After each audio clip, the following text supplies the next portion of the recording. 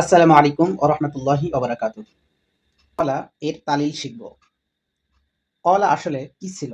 কলা এর মূল ছিল ক ওয়া লা। এর মূল কি ছিল? কওয়ালা।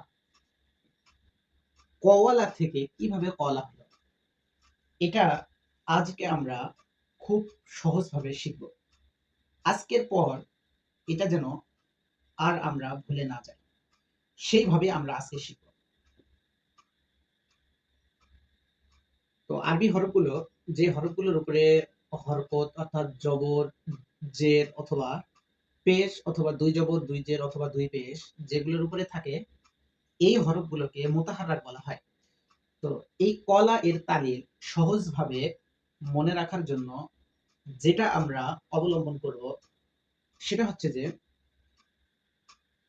ওয়াও মুতাহাররাক পূর্বের অক্ষর জবর হওয়ায় কি ওয়াও মুতাহাররাক পূর্বের অক্ষর জবর হওয়ায় ওয়াওকে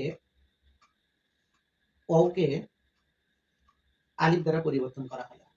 ফলে কলা হয়েছে। দেখুন একদম সিম্পল, সহজ।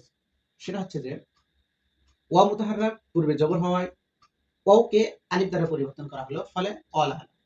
তো ওয়াও এবং ইয়া ওয়াও এবং ইয়া আলিফ হওয়ার জন্য 14টি শর্ত রয়েছে।